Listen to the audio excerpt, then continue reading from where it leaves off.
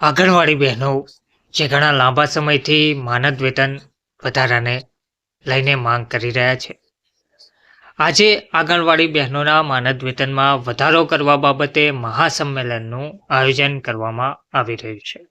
નમસ્કાર મિત્રો, સ્વાગત છે તમારું અમારી યુટ્યુબ ચેનલમાં. મિત્રો, આંગણવાડીના વર્કરો આજે મેમકોના સાવરકર કોમ્પ્લેક્સ ખાતે પડકાર મહાસંમેલન યોજશે.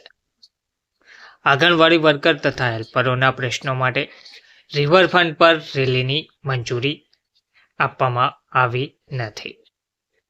એટલે કે પહેલા રિવરફ્રન્ટ પર આ રેલીનું આયોજન કરવામાં આવનાર હતું, પરંતુ વિવિધ પ્રશ્નોના ઉકેલ માટે જે મહાસંમેલન જે મહારેલીનું આયોજન કરવામાં આવનાર હતું તેની રિવરફ્રન્ટ ખાતે મંજૂરી ના મળતા હવે આજે મેમકોના જે સાવરકર કોમ્પ્લેક્સ છે તે ખાતે મહાસંમેલનનું આયોજન કરવામાં આવ્યું છે.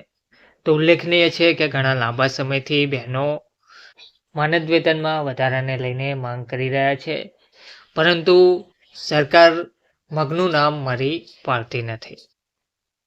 આંગણવાડી વર્કર તથા હેલ્પરોના પ્રશ્નો માટે ગુજરાતના 26 જિલ્લાની આંગણવાડી વર્કરો હેલ્પરોનું ઐતિહાસિક વિશાળ પડકાર બાદ મહાસંમેલન વીર સાવરકર સ્પોર્ટ્સ કોમ્પ્લેક્સ મેદાન મેમકો 4 રસ્તા શાસ્ત્રી રોડ ખાતે રવિવારે એટલે કે આજે બપોરે 1 કલાકે યોજાશે, જેમાં ગુજરાત હાઈકોર્ટના ચુકાદાનો અમલ કરવા સહિતની માંગણી માટે કાર્યક્રમો નક્કી કરાશે, જેમાં 20,000થી વધુ બહેનો ભાગ લેશે તેવું સીટુના મહામંત્રી અરુણ મહેતા અને પ્રમુખે જણાવ્યું છે. આંગણવાડી યુનિયને આક્ષેપ કર્યો છે કે તેમના સંગઠનને રિવરફ્રન્ટ પર રેલી યોજવાની મંજૂરી અપાઈ નથી, પરંતુ સરકારના ટેકેદાર યુનિયનને 10 નવેમ્બરે પોલીસ પરમિશન આપવામાં આવી છે.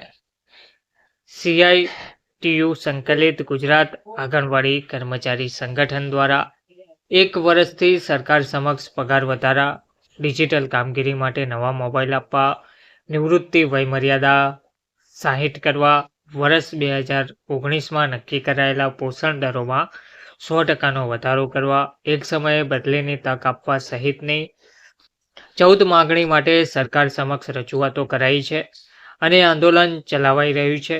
ગુજરાતની 1 લાખ આંગણવાડી વર્કર અને હેલ્પરોને તદ્દન નજીવો પગાર અપાય છે. તે બાબતે ગુજરાત હાઈકોર્ટે 3 ઓગસ્ટ 2024 અને 20 ઓગસ્ટ 2025ના રોજ આંગણવાડી વર્કરોને 24,800 અને હેલ્પરને 20,300 ચૂકવવા આદેશ જાહેર કરી દીધો છે. છતાં સરકાર દ્વારા આ આદેશનો અમલ કરવામાં આવતો નથી, તેથી આંગણવાડી વર્કર અને હેલ્પરોમાં ભારે આક્રોશ ફેલાયો છે. 10 માર્ચ 2025ના રોજ સરકારે આંગણવાડી વર્કરોને આપેલા વચનનું પાલન કર્યું નથી તેવું ગુજરાત આંગણવાડી કર્મચારી સંગઠનના મહામંત્રી કૈલાસબેન રોહિતે જણાવ્યું છે. હવે જોવાનું તે રહેશે કે આજનું જે મહાસંમેલન યોજાવા જઈ રહ્યું છે તે કેટલા અંશ સુધી સફળ નીવડે છે. શું આનાથી આંગણવાડી બહેનોના માનદ વેતનમાં વધારો કરવા માટે સરકાર વિચારશે? શું આંગણવાડી બહેનોના માનદ વેતનમાં વધારો થશે? તો હવે આજના સંમેલન પછી તે જોવા મળશે કે આંગણવાડી બહેનોને આ સંમેલનથી કેટલો ફાયદો જોવા મળે છે અને તેમના માનદ વેતનમાં વધારો કરવામાં આવે છે કે હજુ પણ આંદોલન વધુ ઉગ્ર બનાવવામાં આવે છે. ધન્યવાદ.